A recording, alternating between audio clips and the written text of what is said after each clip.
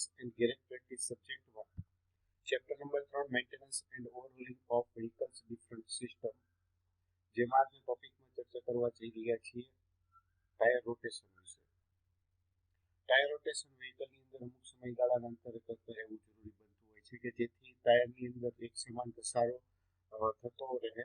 આ ઉપરાંત તે લાંબા સમયગાળા સુધી પરફોર્મન્સ સારું આપી શકે અને જ્યારે પણ તેની અંદર ઘસારો થતો હોય તો તેની અંદર અલગ અલગ કન્ડિશન હેઠળ જે ઘસારાની માત્રા હોય તે રહેલી હોય છે. એટલે કે ડ્રાઈવર સાઈડથી સામેની બાજુની પાછળનું ટાયર એ સૌથી વધારે તેની ઉપર ઘસારો થતો હોય છે. ત્યારબાદ તેની પેરેલલમાં જે સામેની તરફ આવતું હોય છે ત્યારબાદ તેની આગળની તરફ અને છેલ્લું ડ્રાઈવર સાઈડ. એટલે કે આ રીતે જે ટાયરની અંદર ઘસારાના જે માત્રા જે છે તે અલગ અલગ પ્રકારની રહેતી હોય છે. એટલા માટે આપણે ટાયરની અંદર સમાન ઘસારો થાય તે માટે અને તેનું આયુષ્ય તેની લાઈફ સાયકલ લાંબો સમયગાળા સુધી જળવાઈ રહે તો તેના માટે ટાયરનું રોટેશન જે છે તે અમુક સમયના ઇન્ટરવલ દરમિયાન કરતા રહેવું જરૂરી બનતું હોય છે. The amount of thread wear deposit wear depending upon the location of tire on the vehicle. વ્હીકલની અંદર ટાયર કઈ જગ્યાએ લગાડવામાં આવેલું છે તો તેના આધારે તેની ટાયરમાં થ્રેડનો ઘસારો કેટલા પ્રમાણમાં છે તેનો આધાર રહેલો છે. Considering for conventional rear wheel drive vehicle, the right side tire wear most rapidly. હવે આપણે સામાન્ય વ્હીકલ જે છે કે જે આપણે રિયર વ્હીલ ડ્રાઈવ ટાઈપનું હોય તો તેની અંદર જમણી તરફનું જે ટાયર છે તેનો ઘસારો સૌથી વધારે થતો હોય છે જેમ કે લેફ્ટ ટાયર કમ્પેર ટુ ડાબી સાઈડના ટાયર કરતા. તો right side front tyre and left front tyre wear at least. આ ઉપરાંત જે આગળની છેડા ઉપર જે જમણી તરફનું ટાયર જે છે તે અને ડાબી તરફનું જે ટાયર છે તેનો ઘસારો પ્રમાણમાં ઓછો રહેતો હોય છે. Therefore, equalize tire wear and obtain the maximum tire life. આથી ટાયરનો એક સમાન ઘસારો થાય અને તેની લાંબુ આયુષ્ય મળી રહે તે માટે ટાયર રોટેશન કરવામાં આવે છે. The tire must be rotated from one wheel to another after every 8,000 km service of the vehicle. વ્હીકલની અંદર ટાયર રોટેશન એક વ્હીલથી બીજા વ્હીલ સુધી રોટેશન કરવાનો સમયગાળો જે છે તે વ્હીકલ દ્વારા પ્રત્યેક 8,000 કિલોમીટરના ટ્રાવેલ દરમિયાન ટ્રાવેલ પૂરા કર્યા બાદ કરવામાં આવતું હોય છે. હવે વ્હીકલની અંદર ટાયર રોટેશન કરવામાં કઈ રીતે આવે છે તો તેના વિશે જોઈએ. તો કે જો આપણે બે કન્ડિશન અહીં દર્શાવવામાં આવેલી છે. એટલે કે એક કન્ડિશન એવું છે કે તેમાં આપણી પાસે સ્પેર વ્હીલની જરૂરિયાત છે. એક કન્ડિશનની અંદર સ્પેર વ્હીલ આપણી પાસે અવેલેબલ છે જ્યારે બીજા કેસની અંદર અવેલેબલ નથી. તો વિથઆઉટ સ્પેર વ્હીલની અંદર વાત કરીએ તો જે ડ્રાઈવરની વિરુદ્ધ દિશાનું ટાયર જે છે તે ડ્રાઈવરની પાછળના છેડા તરફ લાગે છે. આ ઉપરાંત ડ્રાઈવરની સાઈડનું જે ટાયર છે તે પાછળમાં ડાબી તરફ લાગે છે અને જે બંને ટાયર જે પોઝિશનમાં નીકળ્યા હતા તો તે જ પ્રમાણે આગળની તરફ જતા હોય છે.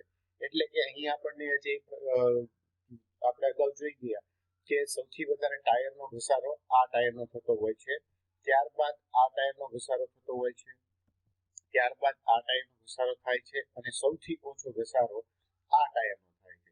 એટલા માટે જ્યારે રોટેશન કરીએ છીએ તો તે વખતે આ ઘસારો ટાયરના થ્રેડ વિયર તો આપણે ફૂલફિલ કરી શકીએ છીએ. એટલે કે જે લેવલ જે છે એ મેન્ટેન થઈ શકે એટલા માટે આવી રીતે આગળ પાછળ જે ક્રમમાં જે સિક્વન્સ જે મળેલી છે તો તેને આપણે રોટેશન દરમિયાન ધ્યાને લેવાતી હોય છે. અને ત્યારબાદ આ જે પાછળના બંને ટાયર જે છે તે ડાબી તરફનું ટાયર ડાબી તરફ અને જમણી તરફનું ટાયર જમણી તરફ લગાડવામાં આવતું હોય છે. હવે જો આપણી પાસે સ્પેર વ્હીલ હોય અને ટાયર રોટેશન કરવાનું હોય તો આવા કિસ્સાની અંદર જે આ સિક્વન્સ જે છે તો તે તો આપણે મેન્ટેન જ કરવાની છે, પરંતુ અહીંયા ચેન્જ એક માત્ર છે કે જે ટાયરનો સૌથી વધારે ઘસારો થતો હતો તો તે ટાયર આપણે સ્પેર વ્હીલ તરીકે ઉપયોગમાં લઈ શકીએ છીએ અને જે આપણી પાસે સ્પેર વ્હીલનું ટાયર હતું તો તેને ડ્રાઈવર સાઈડ તરફ એટેચ કરી શકતા હોઈએ છીએ. તો આ રીતે ટાયર રોટેશન જે છે તે સામાન્ય રીતે સ્પેર વ્હીલ ટાઈપ જ્યારે વ્હીકલ હશે તો તેની અંદર કરવામાં આવતું હોય છે. હવે જો હેવી કોમર્શિયલ વ્હીકલની વાત કરવામાં આવે તો તેની અંદર માત્ર થોડું જ વેરિએશન છે કે જેમાં જે ટાયરનો જોટો એટલે કે અહીંયા એક ટાયર વધારે સાઈડમાં આવતા હોય છે બંને તરફ, તો તે બંને એમાં આગળનું ટાયર જે હોય છે બહારની તરફનું તે અંદરની તરફ જાય છે અને બાકીની સિક્વન્સ જે છે તે આપણે આ પ્રકારના ટાયરની જેમ જ જોવા મળતી હોય છે. હવે આપણે આગળ ચર્ચા કરવા જઈ રહ્યા છીએ repairing of the inner tube or tyre, એટલે કે જે આપણે ટાયરની અંદર જે ટ્યુબ લગાડવામાં આવતી હોય તો તેનું કઈ રીતે રિપેરિંગ કરવામાં આવે છે. To repair a tire, first lose the nut before the jacking up vehicle. ટાયરને જેકિંગ અપ કરતા પહેલા રિપેરિંગ કરવા માટે તેની જે નટ હોય તેને જે વ્હીલ હબ ઉપર વ્હીલ બ્રેક ડ્રમ ઉપર લગાડવામાં આવે છે તો ત્યાંથી તેની નટ ઢીલી કરવામાં આવે છે. When the nut are loose, jack up the vehicle and remove the wheel. ત્યારબાદ નટને લૂઝ કર્યા પછી વ્હીકલને જેક ઉપર લિફ્ટ કરવામાં આવે છે અને વ્હીલ ટાયર વ્હીકલથી દૂર કરવામાં આવે છે. Make a chalk mark across the tire and the rim so that the tire can be put in the same position. Wheel rim માંથી ટાયરને દૂર કરતી વખતે જે વ્હીલ રિમ છે તેની ઉપર અને ટાયર એ બંને ઉપર એક ચોકનો માર્કિંગ કરવામાં આવે છે કે જેથી આપણે જ્યારે ફરીથી પાછું તેને ફિટ કરી રહ્યા હોઈએ તો તે વખતે તે પોતાની મૂળ પોઝિશનની અંદર ફિટ થઈ શકે. Release air from the tyre by removing the valve. ત્યારબાદ જે આપણે એર જે એન્ટર કરવાનો એર દાખલ કરવાનો જે વાલ્વ હોય છે તો ત્યાંથી જે ટાયરની અંદર હવા હોય તો તેને દૂર કરી દેવાની. Now remove the tyre from the rim with the help of tyre reliever. ત્યારબાદ ટાયર રિલીવરનો ઉપયોગ કરીને વ્હીલ રિમમાંથી આપણે ટાયરને દૂર કરી દેવાનું. When tire out of the rim, wheel rim should be checked for dent, roughness or rust or bend or damage. જ્યારે આપણે ટાયર વ્હીલ રિમમાંથી બહાર કાઢી લીધું તો ત્યાર પછી આપણે જે વ્હીલ રિમ જે છે તો તેને આપણે ચેક કરવાની રહેતી હોય છે કે તેની અંદર કોઈ પણ પ્રકારના ડેન્ટ રહેલા છે, તેની સપાટી ખરબચડી થઈ ગઈ છે, તેની ઉપર કોરોઝન રહેલું છે, તે બેન્ડ થયેલું છે કે કોઈ પણ પ્રકારનું બાકીનું ડેમેજ છે કે કેમ. તો આ જે પોઈન્ટ જે છે તે પણ ધ્યાને લેવાનું હોય છે, એટલે કે વ્હીલ રિમનું વિઝ્યુઅલ ઇન્સ્પેક્શન કરવામાં આવતું હોય છે. If found any defect, rim should be replaced. જો રિમની અંદર કોઈ પણ પ્રકારની ખામી આપણને માલુમ પડતી હોય તો આવા કિસ્સામાં આપણે તેને બદલવી જોઈએ અથવા તો બદલવી હિતાવહ છે. A repair on welded rim is never usable. It may be fail anytime or on the way. હવે આપણને અહીંયા એક સજેશન એ પણ કરવામાં આવેલું છે કે કોઈ પણ પ્રકારની જે રિમ કે જે રિપેરિંગ કરવામાં આવ્યું હોય અથવા તો તેનું વેલ્ડિંગ કરવામાં આવ્યું હોય તો બને ત્યાં સુધી એ પ્રકારની રિમનો ઉપયોગ કરવાનું ટાળવું જોઈએ, કારણ કે આ પ્રકારની રિમ જે છે તે ગમે ત્યારે કોઈ પણ સમયે એ ઓન ધ વે હોય કે ઓફ ધ વે હોય તો આવા કિસ્સામાં ત્યાંથી આપણે વ્હીકલને સ્ટોપ ટૂંકમાં તેની અંદર ડેમેજ થવાની સંભાવના રહેલી હોય છે અથવા તો તે ક્યારેય પણ પોતાનું ઓપરેશન કરવામાં ફેલ પણ નીવડી શકે છે. હવે આગળ વધીએ અને જોઈએ પંચર વિશે. There are two methods. Puncture જે આપણે જે કરવાનું ટાયરને અથવા તો ટ્યુબની અંદર જે પંચર કરવાનું હોય તો તેના માટેની બે મેથડ છે. કોલ્ડ પેચ મેથડ એટલે કે cementing and second is hot patch method કે જેને આપણે વલ્કેનાઇઝિંગ કહીએ છીએ. તો સૌથી પહેલા આપણે જોઈએ કોલ્ડ પેચ મેથડ વિશે. Cold patch method cementing clean the rubber, rub the area around the hole with the sandpaper or file. Cold patch method એટલે કે સિમેન્ટિંગ માટેની જે મેથડ છે તો તેની અંદર સૌથી પહેલા કઈ જગ્યાએ પર ટાયર અથવા તો ટ્યુબની અંદર પંક્ચર થયેલું છે તો તેનું લોકેટ કરવામાં આવે છે, એટલે કે જે આપણે સામાન્ય રીતે જોવા જઈએ તો આપણને ખ્યાલ હોય કેમ કે સાયકલ, સ્કૂટર, બાઇક, બસ, ટ્રક, તો આ બધા માટે જે પંચર માટેની મેથડ જે છે તે અમુક અંશે સેમ જ છે. એટલે કે સૌથી પહેલા જે ટાયરમાંથી ટ્યુબને દૂર કરવામાં આવે છે. ત્યારબાદ તેની અંદર એર ભરવામાં આવે છે અને તેની અંદર કઈ જગ્યાએ હોલ છે કે કેમ તે ચેક કરવાનું રહેતું હોય છે. પછી આ જે જગ્યાએ હોલ હશે તો ત્યાં આપણે પાણીની અંદર આપણે ડાયરેક્ટ વિઝ્યુઅલી મળી જતું હોય તો કોઈ વાંધો નથી, નહીંતર આપણે તેને પાણીની અંદર ડુબાડવામાં આવે છે ટ્યુબ, અને ત્યારબાદ જે જગ્યાએથી હોલ હશે તો ત્યાંથી એર બબલ જે છે તે પેદા થતા હોય છે. એટલે તે જગ્યાએ માર્કિંગ કરી અને તેને સાફ કરવામાં આવે છે અને ત્યારબાદ જે હોલ છે તેની આજુબાજુનો એરિયા ફાઇલ અથવા તો સેન્ડ પેપરની મદદથી રફ કરવામાં આવતો હોય છે. Cover the area with cement. ત્યારબાદ તેની ઉપર જરૂરી જે સિમેન્ટ કે સોલ્યુશન જે હોય તો તે લગાડવાનું રહેતું હોય છે. It is the special type of cement. આ જે સોલ્યુશન જે છે તે સ્પેશિયલ ટાઈપના સોલ્યુશન તરીકે સ્પેશિયલ ટાઈપના સોલ્યુશન હોય છે. Late the cement dry until it will be sticky applied. હવે આ સિમેન્ટ જે છે અથવા તો આ જે સોલ્યુશન જે છે તે થોડું ઘણું સુકાય ત્યારબાદ તેની ઉપર જે રબરનો પેચ આવે છે તે લગાડવામાં આવતો હોય છે. Now apply the patch, compress it strongly so that the edge of patch are not loose. હવે પેચ લગાડ્યા પછી તે જે પેચને આપણે દબાવવામાં આવે છે અને તેની ફરતી સપાટી છૂટી ના રહી જાય અથવા તો તે ખુલ્લી ના રહી જાય તે માટે તેના ઉપર તેને કોમ્પ્રેસ કરવાનું રહેતું હોય છે અને આ પ્રકારે પેચ જે છે તે લગાડવાનું હોય છે. Check the tube again by the inflating and submerging in water. ત્યારબાદ ફરીથી ટ્યુબની અંદર હવા દાખલ કરવામાં આવે છે, હવા ભરવામાં આવે છે અને જે ટ્યુબ જે છે તેને પાણી ભરેલા જે પાત્ર હોય તેની અંદર ડુબાડવામાં આવે છે અને ફરીથી કોઈ પણ જગ્યાએ બીજી કોઈ જગ્યાએ પંચર છે કે કેમ તે ચેક કરવાનું રહેતું હોય છે. આ ઉપરાંત જે જગ્યાએ આપણે પંચર કર્યું તો ત્યાંથી લીકેજ થાય છે કે કેમ તે પણ ચેક કરવાનું રહેતું હોય છે. Second one method is hot patching or vulcanising. તો આ પ્રકારની મેથડ જે છે તેની અંદર થોડુંક જે છે તેની અંદર ચેન્જ જોવા મળે છે.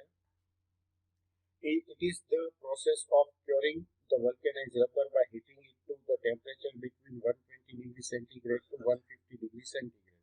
આ પ્રકારની પ્રોસેસની અંદર વલ્કેનાઇઝ્ડ રબરને ગરમ કરવામાં આવે છે અને તેને ગરમ કરવા માટેનું તાપમાન જે છે તે 120 ડિગ્રી સેન્ટીગ્રેડ થી 150 ડિગ્રી સેન્ટીગ્રેડ વચ્ચેનું હોય છે. The temperature of 120 degree centigrade is considerable best. 120 degree ટેમ્પરેચરે આપણે જ્યારે વલ્કેનાઇઝ્ડ રબરને ગરમ કરીએ છીએ તો તે સૌથી સારામાં સારું તાપમાન માલુમ પડે છે. The layer of 1.5 mm for the vulcanizing required 15 to 20 minutes. અહીં વલ્કેનાઇઝિંગનું જે લેયર જે છે તે 1.5 mm જેટલું રાખવામાં આવે છે અને તેને 15 થી 20 મિનિટ સુધી મેન્ટેન કરવાનું હોય છે. The vulcanizer may be heated by electrically or gas or steam. વલ્કેનાઇઝર જે છે તેને ગરમ કરવા માટે કાં તો ઇલેક્ટ્રિસિટીનો ઉપયોગ કરી શકાય છે અથવા તો ગેસનો ઉપયોગ કરી શકાય છે અથવા તો સ્ટીમનો પણ ઉપયોગ કરી શકાય છે. The method of vulcanizing involve the following step. હવે વલ્કેનાઇઝિંગની જે મેથડ જે છે તેમાં કયા કયા સ્ટેપ છે તે હવે આપણે જોઈએ. Preparation of the puncture repair. Puncture કે જેને આપણે રિપેર કરવાનું છે તેને કઈ રીતે તૈયાર કરવું. સૌથી પહેલા જોઈએ હવે તો clean the tube thoroughly and rub the puncture area at least 25 mm around the puncture. સૌથી પહેલા જે ટ્યુબ જે છે તેને સાફ કરવામાં આવે છે અને તેને કોરી કરવામાં આવે છે. ત્યારબાદ પંચર થયેલો એરિયા જે છે તેની આજુબાજુનો એટલે કે જે પંચરની આજુબાજુ એટલે દરેક બાજુ 25 mm જેટલો એરિયા જે છે તેને રફ કરવાનો હોય. Remove the dust with the wet cloth with moisture gasoline. ત્યારબાદ જે ધૂળ કે કચરો તેની ઉપર લાગેલો હોય તો તેને એક ભીના કપડાની મદદથી દૂર કરવામાં આવતો હોય છે. Applying vulcaniser. ત્યારબાદ એની ઉપર વલ્કેનાઇઝર લગાડવાનું હોય છે. આફ્ટર ગેસોલિન ઇઝ ઇવોપરેટેડ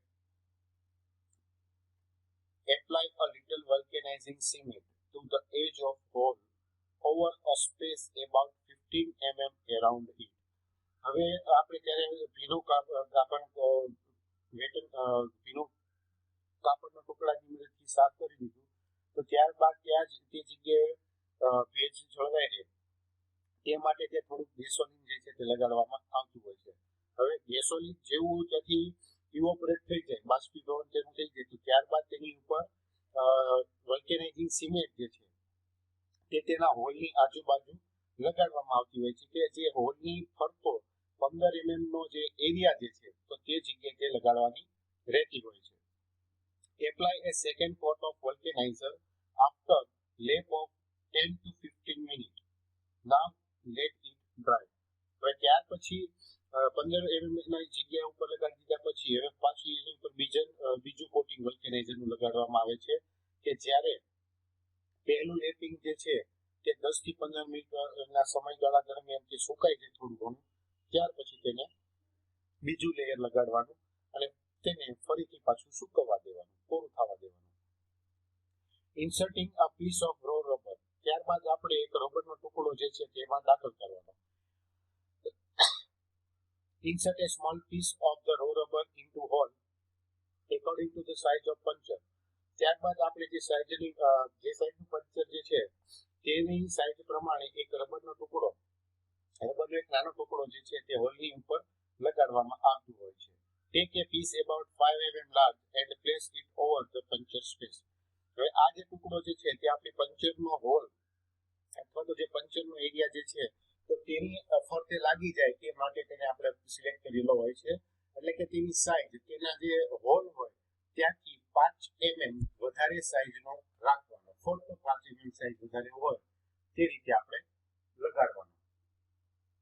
નેક્સ્ટ આવે છે heating the vulcaniser to 120 degree centigrade. હવે આપણે છેલ્લી જે જે છેલ્લું સ્ટેપ છે તે એની ઉપર આગળ વધીએ છીએ, એટલે કે આપણે જે પેચ અથવા તો જે રબરનો ટુકડો જે લગાડ્યો તો તેને હવે આપણે ગરમ કરવાનો, અને ગરમ કરવા માટે આપણે જે ટેમ્પરેચર જે છે તે 120 ડિગ્રી સેન્ટીગ્રેડ ટેમ્પરેચર મળી રહે તે પણ જોવાનું. Cover the puncture with raw rubber piece. જે રબરનો ટુકડો જે છે તેનો ઉપયોગ કરી અને પંચરને આપણે કવર અપ કરી દેવાનું. Place wax paper over it and put on the vulcanizer for 15 minutes to temperature of 120 degree centigrade. ત્યારબાદ તેની ઉપર એક વેક્સ પેપર જે છે તે લગાડવામાં આવે છે અને વલ્કેનાઇઝરને 15 મિનિટ સુધી 120 ડિગ્રી ટેમ્પરેચર ઉપર ગરમ કરવામાં આવે છે. While removing the tire on rim, make sure that the chalk mark on tire and rim are aligned. હવે આ રીતે આપણે જે ગરમ કરી દીધો પછી જે પંચર હશે તો એ પોતે પૂરેપૂરું કવર અપ થઈ ગયેલું હશે, એટલે કે જે લીકેજ ત્યાંથી એરનું થતું હતું તો તે આપણે દૂર કરી શકીએ. હવે આપણે ટાયર જે છે ટ્યુબ જે છે તેને આપણે ફરીથી એર ભરીને ચેક કરવામાં આવે છે કે બીજી કોઈ પણ જગ્યાએ તેની અંદર પંક્ચર છે કે કેમ, અને જો પંક્ચર ના હોય તો આવા કિસ્સામાં ટ્યુબને આપણે ટાયરની અંદર દાખલ કરી અને વ્હીલ રિમની સાથે તેને ફરીથી લગાડવામાં આવતું હોય છે. એટલે કે હવે જ્યારે વ્હીલ રિમ ઉપર ટાયરને લગાડતા હોઈએ તો તે વખતે જે આપણે ચોક માર્ક ડિસમેન્ટલિંગ વખતે કર્યો હતો તો તેનું માર્કિંગ અને ટાયરનું માર્કિંગ એકબીજાની સાથે મેચ થઈ જાય તે રીતે દાખલ કરવામાં આવતું હોય છે. તો આ રીતે આપણે વ્હીકલની અંદર જ્યારે કોઈ પણ પંચર કે એવું પોઝિશન થયેલી હોય, એવી ટ્રબલ આવી હોય તો તેનું કઈ રીતે કરવાનું